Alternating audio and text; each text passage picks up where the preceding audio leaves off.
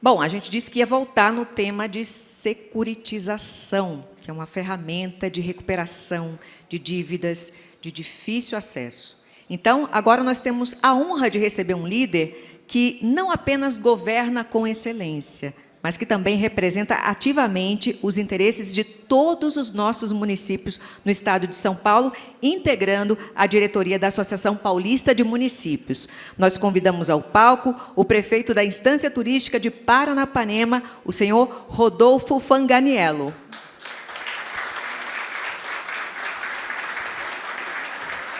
Rodolfo vai nos apresentar uma das ferramentas mais inovadoras e debatidas do momento na gestão financeira, que é a securitização de ativos na gestão municipal. O prefeito Rodolfo trará uma explanação detalhada sobre, primeiro, o que é e como funciona a securitização de créditos como estratégia para antecipar as receitas e promover novos investimentos. Segundo, os cuidados jurídicos e as melhores práticas para garantir o quê? Transparência e a legalidade desse instrumento financeiro.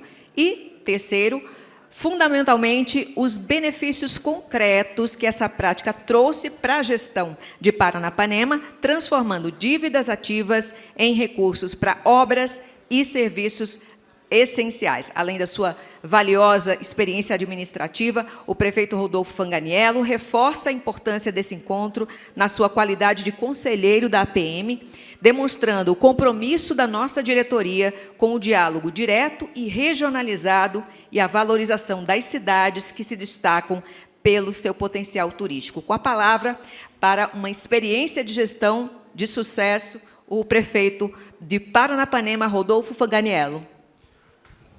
Bom dia. Obrigado, Raquel. Obrigado pela oportunidade. Pessoal, bom dia. Mais uma vez, agradecer a Deus essa oportunidade, agradecer ao nosso presidente da PM, o Fred, que faz esse trabalho maravilhoso da descentralização da informação, né? Porque quando a gente traz um evento para o interior, nós, cidades pequenas, médias, nós sabemos a importância, a dificuldade de a gente ir para a capital para buscar a informação. Então, parabéns, Fred, por todo o seu trabalho. Cumprimentar a nossa prefeita, Coronel Duque, em nome dela, cumprimentar todos os nossos prefeitos, em nome do Marinho, presidente da Câmara, cumprimentar todos os vereadores, na nossa sempre prefeita, a Cessé, cumprimentar todas as mulheres e secretários aqui presentes. Pessoal, eu vou tentar ser um pouquinho breve, parabenizar o professor, antes que deu a palestra, muito técnico, eu já tive o prazer de dividir com ele. E, pessoal, a gente sabe que o tema é dificultoso, falar sobre securitização, previdência, são temas que, para a gente, eu, por acaso, não sou advogado, né, não estudei muito isso, a gente tem uma certa dificuldade, mas eu era do mercado financeiro, então sempre tive muita proximidade com números e com gestão de recursos. Então, securitização é uma coisa que a gente estudou bastante, foi uma primeira cidade do Brasil a implementar esse modelo, já com o Tribunal de Contas utilizando o nosso modelo como referência para as outras prefeituras.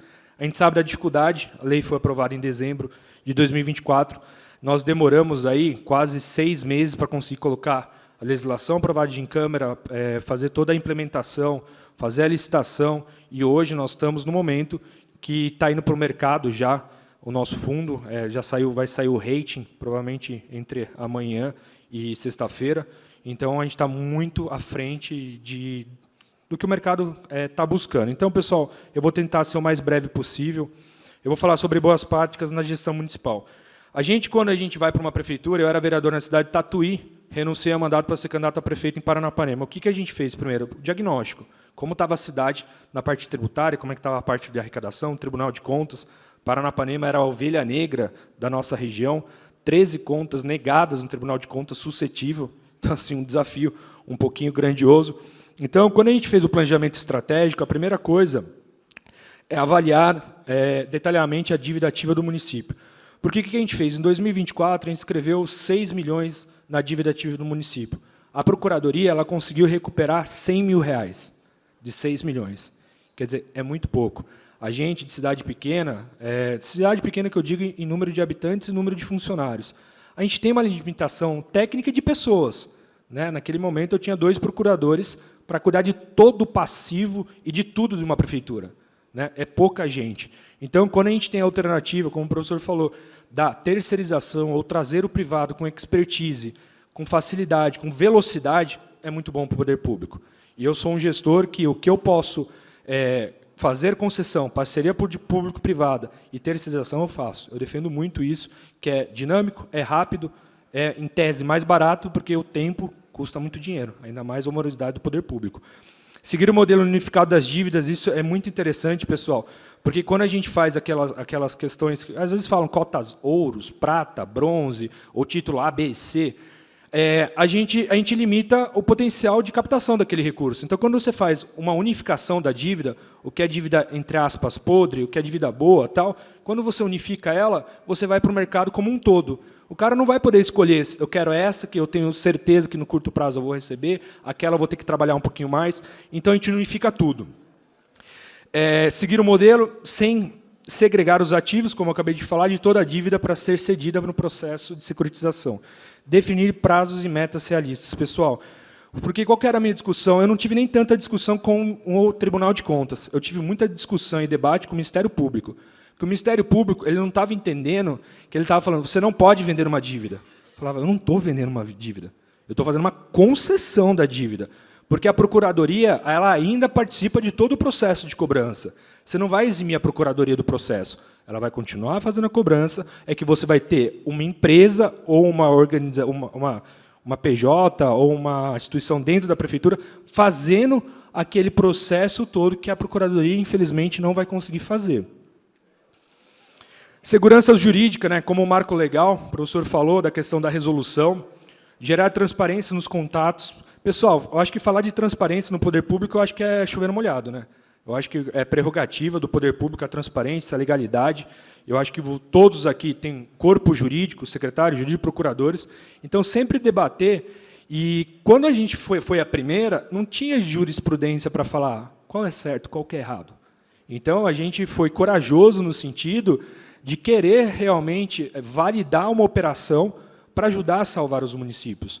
Porque a gente sabe muito bem o ano fiscal que nós estamos passando, a dificuldade financeira, briga entre Congresso, STF, governo federal, e nós, na ponta, é o que sofremos, porque as pessoas moram onde? No município. E o problema vem para quem? Para o vereador, prefeito e secretário, independente do que acontece no Brasil. Então, é uma saída de você ter fonte de recurso de caixa para você conseguir fazer investimento. Lembrando que metade do recurso captado, você tem que fazer a questão da previdência. Todo mundo aqui tem Instituto de Previdência das prefeituras? Quem tem Instituto de Previdência, levanta a mão, das prefeituras. Itapeva tem, com certeza. Então, isso é um outro modelo que tem que tomar muito cuidado a questão do Instituto de Previdência. É vedado o pagamento de performance em operação por aumento da arrecadação na cobrança. Pessoal, isso daqui é um tema muito específico. Isso é um entendimento do nosso jurídico que eu validei no Tribunal de Contas. Lógico que tem gente que defenda que possa fazer a cobrança por efetividade, tudo mais. Eu defendo que não. Isso é um modelo que nós implementamos. A transparência e a comunicação. Pessoal, muita gente vendeu lá que a gente ia aumentar imposto. Né? Quando a gente apresentou a legislação, falava, não, vai aumentar imposto. Pessoal, não vai aumentar imposto. Na verdade, o que a gente fez? Quem já deve pagar o que deve. Porque o que acontece? Quando a gente faz o refis, você concorda comigo que aquela pessoa que fica devedora para a prefeitura, ela utiliza o dinheiro que é da prefeitura para fazer um fluxo de caixa para ela e lá no futuro ela vai pagar com desconto? Né? Então, o que acontece? Quando a gente faz a securitização, a gente acaba com essa oportunidade. Quem deve vai ter que pagar. Paranapanema foi de 82 milhões em 2021 de arrecadação, 87, na verdade, 82 era 2020, 87 para uma arrecadação de 205 milhões em 2025. A gente subiu aí 120 milhões em 4 anos, sem aumentar R$1 de imposto. Muito disso é o quê? Buscando quem devia, cobrando quem devia, não aumentando o imposto. Mas quem deve tem que pagar. Porque a máquina pública ela não vai funcionar se o dinheiro não entrar. É muito legal a gente defender pauta e tudo mais, mas sem dinheiro ninguém defende pauta. Porque todas as pautas precisam de dinheiro. E dinheiro precisa fazer o quê? Gestão. Então, isso é muito claro. Mostrar que não há aumento de imposto, divulgar relatórios periódicos dos resultados. Pessoal, como é uma operação totalmente nova, a gente fez questão de tudo ser muito transparente. Então, a gente faz questão de comunicar como é que está funcionando, como foi os processos, tanto da parte licitatória, questão de análise de rate, questão de todo o filtro da dívida.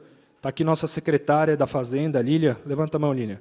Está aqui nossa secretária que hoje é nossa secretária de Administração, Negócios Jurídicos, é assim, a super secretária Gabriele, que tocou toda essa parte de construção de legislação. Então, assim, 2 mulheres, uma salva de palmas para as mulheres.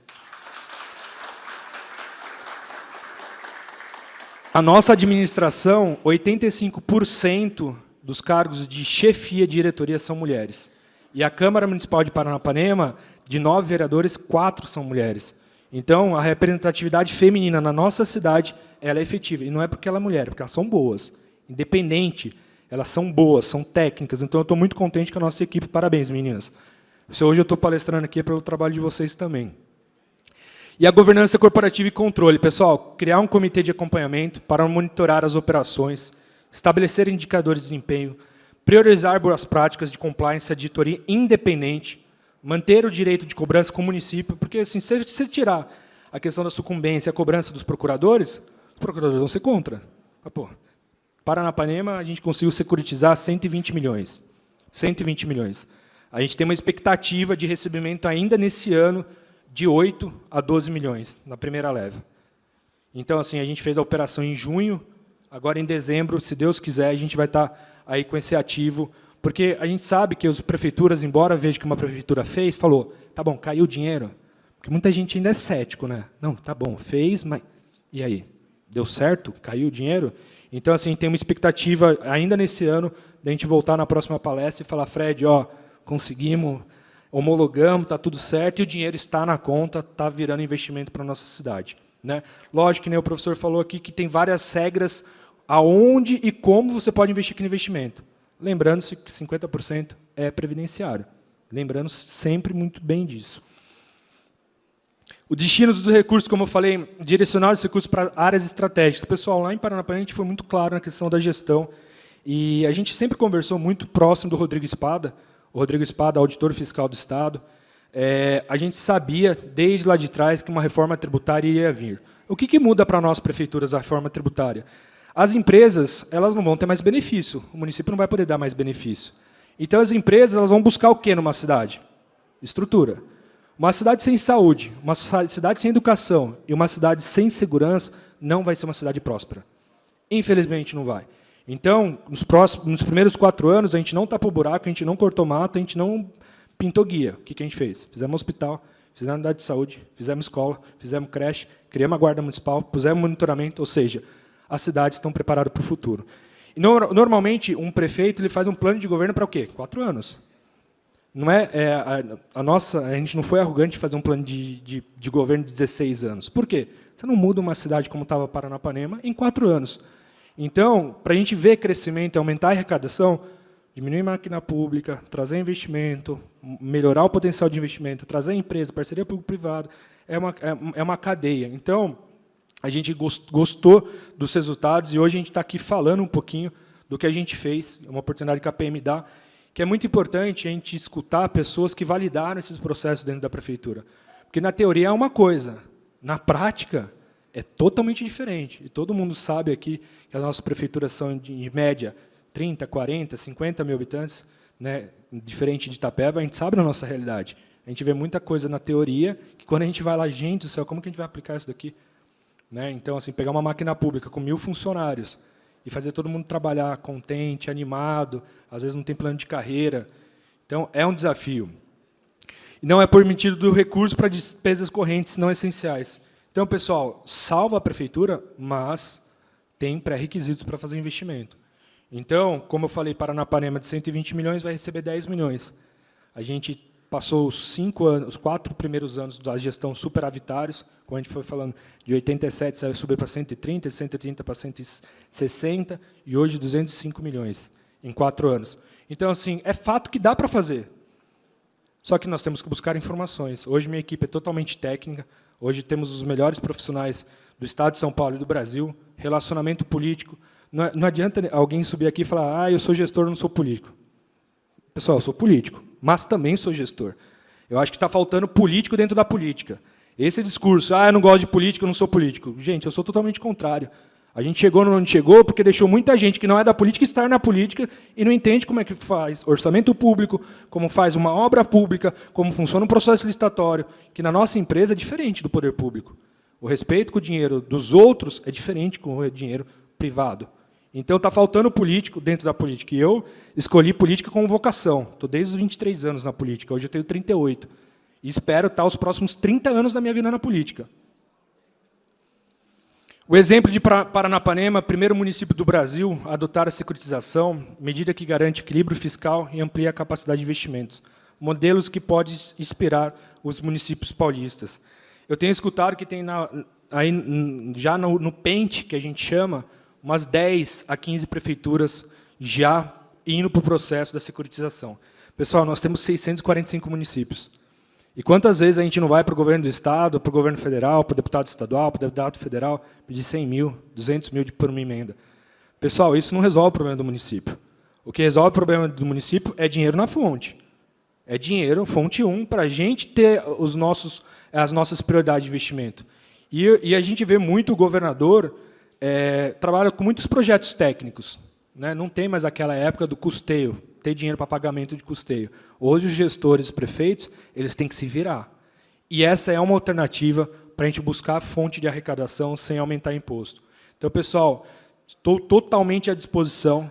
O prefeito, o secretário, minhas secretárias estão aqui. A gente tem o interesse de cada vez mais levar a informação e ver o que deu certo num lugar e replicar. Porque eu, graças a Deus, tive a oportunidade de morei fora do Brasil, tive a oportunidade de morar já em 5 cidades, conheço muitos prefeitos. Cada prefeito deixa um legado para uma cidade.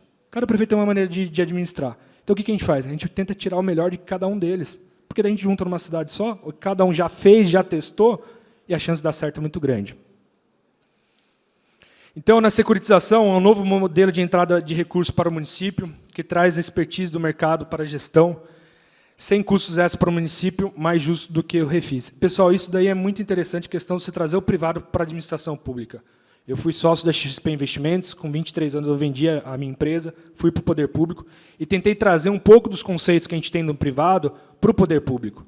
A gente não pode esquecer que a gente é público, mas a gente fazer governança, a gente fazer padronização de atendimento, a gente fazer desburocratização do poder público, a gente fazer o São Paulo sem papel nas cidades, da transparência, da velocidade. E hoje, um dos maiores ativos, talvez hoje, como sempre, tudo vai ser, é o tempo, gente. A única coisa que, para mim e para vocês, é totalmente igual, independente de cargo, de lugar, é o tempo. E quanto mais tempo a gente investir para trazer soluções, tem gente que vive do problema, e tem gente que vive para solucionar o problema. E nós, os gestores, independente se o problema é de A, B ou C, nós estamos lá para resolver. E, para isso, nós temos que buscar soluções. Por isso, eu defendo muito o privado dentro do poder público. A securitização é uma ferramenta moderna de gestão pública, transforma dívidas em oportunidades, fortalece as contas do município, garante mais investimentos para quem mais precisa, a nossa população. Então, pessoal, muito simples. A nossa palestra é bem menos técnica do que a do professor, mas para vocês sentirem o que eu senti, a dificuldade que nós tivemos para chegar até aqui hoje e falar, fizemos. Então, os 6, 7 meses que eu passei, hoje o município não precisa passar por isso. A gente já passou por esse processo. O Tribunal de Contas já falou ok. Então, quem quiser fazer, quem quiser transformar isso em realidade, eu sei que agora é um ano de planejamento, nós estamos em dezembro, então ninguém vai começar a fazer legislação agora, daqui a pouco as câmaras estão em recesso. Então, aproveite a oportunidade, converse com os vereadores, façam esse planejamento para o ano que vem. Ano que vem a gente tem um ano eleitoral, que, se Deus quiser, vai ser um ano financeiro bom para os municípios, que esse ano está bem difícil, mas, para quem não está contando com 10, 15, 20 milhões no caixa e tem a oportunidade de ter esse recurso, eu acho que nenhum deputado consegue mandar 10, 15, 20 milhões para uma prefeitura, pelo menos que nem a nossa. Meu teto PAP e MAC é 6 milhões. Então, o máximo que eu posso receber nisso é 6 milhões. Aqui eu estou recebendo 12. Então, é uma grande oportunidade, gente. Estou à disposição de vocês. Espero que a gente consiga contribuir mais. Eu acho que o interior, não acho, tenho certeza, sou filho de produtor rural, Itapeva, Paranapanema, Itaí, esse berço que nós temos é a região mais forte do agro do estado de São Paulo e do Brasil. Então, nós temos uma puta oportunidade de ainda crescer mais. O que falta? Representatividade política, trazer essas informações e nós unirmos quanto o objetivo em comum, que é trazer dinheiro do Estado, recurso do Estado para a gente, né? Então, pessoal, gostaria muito de agradecer. Deus abençoe. Obrigado.